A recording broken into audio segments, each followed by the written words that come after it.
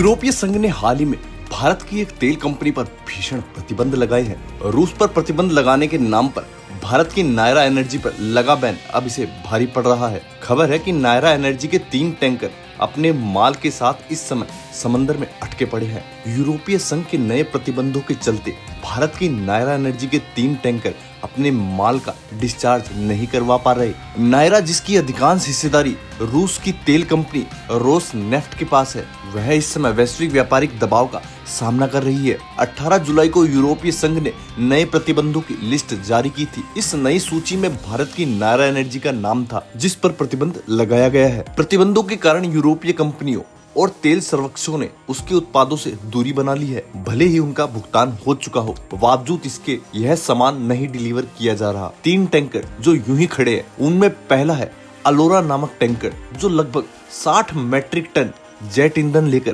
पुर्तगाल के साइनिस बंदरगाह पर पहुंचा था। 18 जुलाई से वह वहीं पर लंगर डाले हुए है। दूसरा टैंकर एम जेनेथ, जो वारनार के 400 टन डीजल लेकर मलेशिया के तंजुंग पेपास बंदरगाह पे पहुंचा था। उसने अपना रास्ता बदलकर मलक्का जलडमरू मध्य में लंगर डाला हुआ है। तीसरा टैंकर पैसिफिक मार्टिना था, जिसे सेल ने किराए पर लिया था।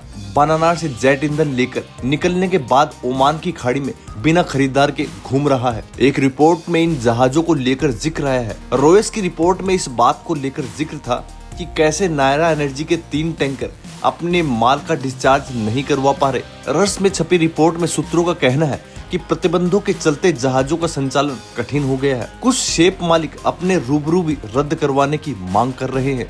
वहीं नायरा एनर्जी को ईंधन भंडारण की कमी और एक्सपोर्ट रुकने के कारण अपनी 4 लाख बैरल प्रतिदिन की रिफाइनिंग यूनिट का संचालन घटाना पड़ रहा है, क्योंकि वह किसी भी प्रतिबंधित संस्था से जुड़ने के जोखिम में नहीं पड़ना चाहते।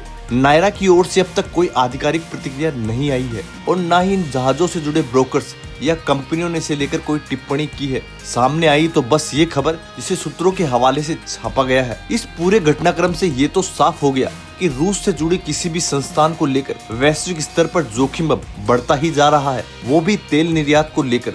जिस स्तर पर रूस भारत के बीच में तेल को लेकर व्यापार हो रहा था, उसे लेकर यूरोपीय संघ के ताजा प्रतिबंध ने भारत के कान खड़े कर दिए हैं। पिछले दिनों भारत को खुले तौर पर कई बार चेतावनी दी गई थी। रूस से तेल खरीदारी को लेकर नाटो ने जहां 100% टैरिफ लगाने की धमकी दी थी, तो अमेरिका लगातार 500% टैरिफ लगाने की धमकी दे रहा है। यूरोपीय संघ पहले ही भारत की तेल कंपनी नायरा एनर्जी पर प्रतिबंध की घोषणा कर चुका है, जिसकी वजह से अब ये डर और बढ़ता ही जा रहा है। दोस्तों, इस जानकारी के बारे में आपको क्या लगता है? आप अपनी राय हमें कमेंट में जरूर बताएं।